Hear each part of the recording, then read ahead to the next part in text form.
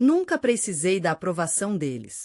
Pelo menos, era o que eu repetia para mim mesma, parada na suíte de canto com vista para o panorama deslumbrante do Rio de Janeiro. O burburinho da cidade chegava como um eco abafado através das janelas panorâmicas. Na tela do meu notebook, piscava um e-mail não lido do meu irmão mais velho. Pai foi demitido. Contas médicas da mãe estão aumentando. Sei que você provavelmente está sem dinheiro, mas se pudesse ajudar. Uma risada amarga escapou dos meus lábios. Uma risada sem traço de alegria. Se eles soubessem. 15 anos atrás, quando eu tinha apenas 17, estava parada na nossa cozinha dilapidada, em Campinas, São Paulo. Sobre a mesa, uma carta de aceitação para a escola de design no Rio, e o rosto do meu padrasto avermelhado de fúria. Fotografia? Você acha que isso é profissão? Ele segurava a carta como se ela estivesse queimando suas mãos. Você vai desperdiçar sua vida com sonhos impossíveis, Elisa. É hora de amadurecer. Mamãe estava silenciosamente encostada na pia, seus olhos vazios. Ela quase nunca interferia quando ele ficava assim. Simplesmente se fechava em si mesma, me deixando sozinha com a tempestade. Eu consegui uma bolsa de estudos, sussurrei, e tenho economizado dinheiro do meu trabalho como garçonete. Chega! Você vai para a faculdade de medicina, como seu irmão. Essa é a decisão final. Mas, pela primeira vez, não foi. Não. Aquela palavra pareceu quebrar algo em mim e nele. Seu rosto se contorceu de raiva, as veias saltando em seu pescoço. Então, Suma. Se acha adulta, prove. E não ouse voltar rastejando. Naquela mesma noite, enfiei apressadamente algumas roupas surradas em uma mochila velha e desgastada. Meu irmão, Caleb, estava parado no corredor, atordoado. Você vai mesmo fazer isso? Eu preciso. Não posso mais viver a vida de outra pessoa. Enquanto eu fechava a mochila, mamãe deslizou silenciosamente para o quarto. Ela quase não disse nada. Ela raramente falava, mas colocou algo na minha mão. Um pequeno saco de veludo.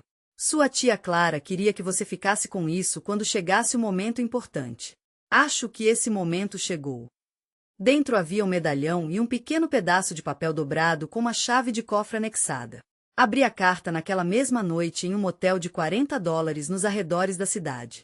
Elisa, se você está lendo isto, significa que finalmente deu o primeiro passo para se tornar você mesma. Já estou orgulhosa de você. E sempre acreditei que você conseguiria. Esta foi a primeira frase da segunda carta da vovó Clara, escrita com sua caligrafia elegante. A chave que acompanha esta carta abre o cofre número 247 no Banco Estrela. Abra-o quando sentir que chegou o momento certo. Lá dentro, você encontrará tudo o que precisa para dar o primeiro passo. E lembre-se sempre, a verdadeira arte não reside apenas em criar algo belo, mas sim em discernir o valor onde os outros não conseguem enxergar. Com amor eterno, vovó Clara. Na manhã seguinte, meus dedos mal conseguiam segurar a carta enquanto eu entrava no imponente Banco Estrela. O cofre 247 era modesto, mas seu conteúdo era um enigma. Joias antigas cintilavam sob a luz fraca, documentos amarrados com fitas desbotadas, e no fundo, outra carta, selada com brasão que eu nunca tinha visto. Ao abri-la, a verdade saltou aos meus olhos. Clara não era apenas uma curiosa apreciadora de antiguidades. Na década de 1930, ela havia sido uma colecionadora apaixonada e perspicaz. As joias não eram meras bijuterias, mas sim obras-primas autênticas da arte nouveau e arte déco, tesouros transmitidos silenciosamente através das gerações. Leve tudo para Renato Viana, na Antiguidades do Centro, ela orientava. Ele saberá reconhecer o verdadeiro valor dessas peças. Quase deixei a caixa escapar de minhas mãos quando Renato, com seus óculos de aros grossos e olhar penetrante, finalmente concluiu sua avaliação. A coleção de joias valia a inacreditável quantia de R$ 2.150.000. Mas o que realmente transformou minha vida foi o que aconteceu em seguida. Ele ergueu os olhos, fixando-os nos meus com intensidade. Você, ele disse, com um sorriso enigmático, possui a rara habilidade de ver valor onde outros não veem. Você gostaria de aprender este ofício? Foi assim que tudo começou. Renato se tornou meu mentor, me ensinando tudo. Desde a perícia de autenticidade até as negociações, desde as sutilezas dos leilões até as aquisições privadas. Eu viciei nisso, como um viciado.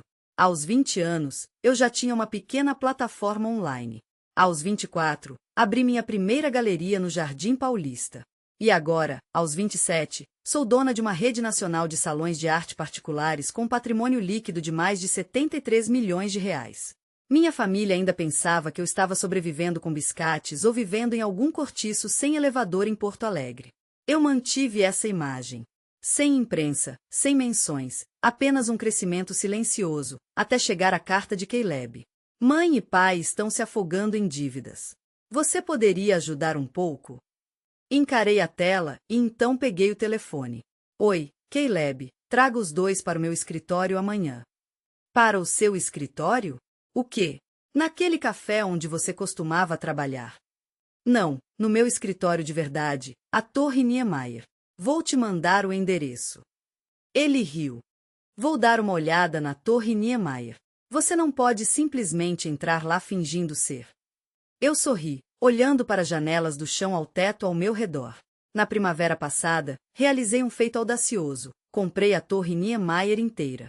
Confie em mim, Caleb, eles vão me deixar entrar, eu havia insistido. Estejam lá às 9 horas. E, Caleb, peça para mamãe e papai para trazerem todos os documentos da hipoteca, cada folha. Na manhã seguinte, postada na janela do meu escritório, no topo da Torre Niemeyer, observei o sedã prateado da família serpenteando pela estrada particular. Mesmo a 30 andares de altura, a hesitação em seus passos era palpável quando o guarda fardado os abordou. E, para minha satisfação, os guiou não ao saguão comum, mas diretamente ao elevador executivo, aquele que levava exclusivamente ao meu andar. Um toque discreto no interfone quebrou o silêncio. Senhorita Vieira, sua família chegou, anunciou minha assistente. Deixe-os entrar, respondi, minha voz mantendo uma calma estudada, enquanto me virava para encarar a porta. No instante em que cruzaram a soleira, a reação foi imediata. Papai paralisou no centro do escritório, como se atingido por um raio. Mamãe agarrou-se à moldura da porta, seus olhos arregalados em descrença. Caleb, por sua vez, permanecia estático, piscando incessantemente, como se, com esforço suficiente, pudesse fazer toda aquela cena sumir de sua frente. Eles esperavam ver um balcão de café, uma sala alugada, mas não um escritório-galeria, repleto de pinturas originais que valiam milhões de dólares e vitrines de vidro exibindo obras de arte do século XX. Não uma mesa art deco feita sob medida e que pertenceu a Roosevelt. E certamente não essa vista do Rio de Janeiro, estendendo-se abaixo como uma coroa que eu silenciosamente conquistei. Elisa, sussurrou mamãe, o que é isso? Eu sorri suavemente. Este é meu escritório. Bem-vindos a Vieira Arte e Aquisição. A cor do rosto de meu pai já começava a fazer a transição familiar da descrença para a negação e a raiva. Não, disse ele, apontando o dedo. Você é barista. Você mora em uma caixa de sapatos. Você posta fotos de macarrão instantâneo e cestos de roupa suja. Aproximei-me da parede e bati levemente na moldura de uma pintura. Uma pintura que comprei por R$ 2.500, agora avaliada em R$ 11.500.000. Na verdade, sou CEO e fundadora da maior empresa privada de arte dos Estados Unidos.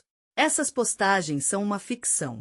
Uma ficção estratégica e cuidadosamente selecionada. A boca de Caleb se abriu, mas nenhuma palavra saiu. A Torre Niemeyer, ele finalmente conseguiu dizer, é sua? Minha, completei. Formalmente, estava no nome da minha empresa. E já que eu era dona da empresa. Foi aí que papai explodiu. Você estava escondendo isso de nós. Nós somos sua família. Em segredo? O que isso significa? Eu interrompi, tendo sucesso. Construindo algo real. Provando que vocês estavam errados. Voltei para minha mesa, sentei-me e olhei para os papéis que eles ainda seguravam. Agora, vamos conversar sobre a hipoteca de vocês. Um silêncio mortal pairou no ar. A raiva de papai diminuiu. Mamãe passou os dedos na borda da minha mesa, seus olhos procurando evidências de que aquilo não era um sonho. E se vocês acham que essa conversa foi tensa, esperem até ouvirem o que eu disse a eles em seguida. Caleb apenas ficou parado, com a boca ligeiramente aberta, olhando para o antigo livro de contabilidade instalado perto do balcão de expresso. Abri meu laptop, exibi o painel de controle de negócios e girei lentamente a tela para eles. Já que estamos sendo sinceros, aqui está meu saldo atual. R$ 71.182.710. Mamãe respirou fundo. Os dedos de papai tremeram enquanto ele apertava o braço da cadeira. Caleb deixou cair sua pasta de couro, a mesma que ele havia exibido no dia de ação de graças como um presente por sua promoção. É por isso que vocês estão aqui, eu disse em um tom uniforme, deslizando uma pasta pela mesa. Vocês estão com 3 meses de atraso na hipoteca. O processo de execução já começou. Como você sabe disso? Murmurou Caleb, tropeçando nas palavras. Eu nem pisquei. Sou dona da maioria das ações do Banco Estrela. O credor da hipoteca de vocês. Eu sei de tudo. Olhei para meu pai, seus negócios fracassados com ações, as dívidas de mamãe com tratamento e, Caleb, seu projeto de condomínio na Lagoa Rodrigo de Freitas afundou novamente. Finalmente, a voz voltou a meu pai. Você sabia que estávamos em apuros e não disse nada. Nós somos sua família, Elisa. Levantei-me lentamente, ambas as mãos apoiadas firmemente na minha mesa Art Deco. Lembra daquela noite em que vocês me expulsaram? Não volte rastejando quando fracassar. Essas foram suas palavras. Estávamos tentando te proteger, insistiu ele, estreitando os olhos. Não, respondi calma, mas firmemente. Vocês estavam tentando me controlar. Não é a mesma coisa. Aproximei-me da janela, e o horizonte cintilava, como um império que eu havia erguido em silêncio. 10 anos, sem uma única ajuda, sem uma gota de fé. Só eu, meus instintos e a chave que a vovó Clara me deu. Os olhos da minha mãe se arregalaram em surpresa. Clara? O que ela te deu? Fé, respondi, virando-me para eles. Ela viu algo que vocês não viram. Que eu era capaz. Que eu construiria algo duradouro. Passei o olhar pelos rostos atonitos deles. Todo feriado vocês zombavam de mim. Ainda brincando com suas pinturas, Elisa? Por que não vai trabalhar no correio com o Caleb, Elisa? Caleb ao menos desviou o olhar, envergonhado. Mas agora, continuei, agora que vocês viram o meu extrato bancário, de repente eu sou família de novo. De repente, sou importante para vocês. Meu pai endireitou os ombros. Modo homem de negócios ativado. Podemos conversar sobre isso mais tarde. Agora precisamos. Pare, interrompi com uma voz firme como pedra. Levantei a mão, parando. Antes que você diga mais alguma coisa, deixe-me mostrar algo. Apertei um botão na minha mesa, e a vasta tela atrás de mim despertou com um brilho repentino. Um desfile de arquivos invadiu o espaço. Extratos bancários implacáveis, documentos de propriedade que contavam histórias de promessas quebradas, inadimplência de empréstimos pairando como fantasmas, relatórios de investimento que eram epitáfios de sonhos desfeitos. Isto, declarei com uma calma forçada, cada palavra carregada de peso, é o retrato completo. Cada empréstimo, cada dívida, cada fracasso retumbante. O preço para extinguir este incêndio, para trazer um mínimo de estabilidade, é precisamente 12 milhões reais. No rosto do meu pai, uma luz bruxuleou, uma esperança que eu não testemunhava há anos, como uma vela tremendo na escuridão. Os lábios de Caleb se esticaram em um sorriso incrédulo, quase infantil. Mamãe, hesitante, estendeu a mão e roçou meu braço com dedos trêmulos. Afastei-me do seu toque, sentindo a familiar repulsa. Eu tenho esse montante reservado, intocado, em uma conta de contingência por um tempo agonizante, revelei, a voz gélida. A cada revés, a cada carta de execução que chegava como um prenúncio de desgraça, eu observei, esperei. Esperou pelo quê? Caleb indagou, a confusão dançando em seus olhos. Para ver se vocês seriam capazes de mudar. Se, por uma vez, assumiriam a responsabilidade por seus atos. Mas vocês se mostraram incapazes. A amargura escorria de cada sílaba. Levantei-me novamente, permitindo que o peso esmagador do momento permeasse o ar. Em vez disso, vocês se afogaram ainda mais. Hipotecaram a casa mais uma vez, como se estivessem jogando os dados com o destino. Queimaram todas as pontes atrás de vocês, em um ato de desafio insensato. E, acima de tudo, culparam as circunstâncias, como se fossem meros peões em um jogo cruel. Caminhei de volta para minha mesa, cada passo carregado de desilusão, e me sentei, o silêncio na sala agora tão denso que podia ser cortado com uma faca. É isso que vai acontecer. Eu vou pagar todas as dívidas.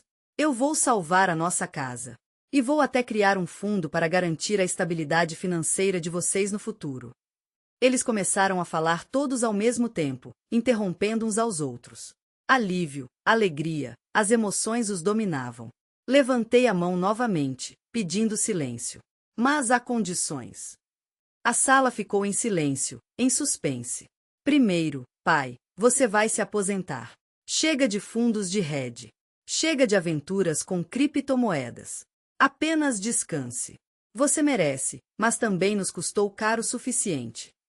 Ele desviou o olhar, a mandíbula tensa.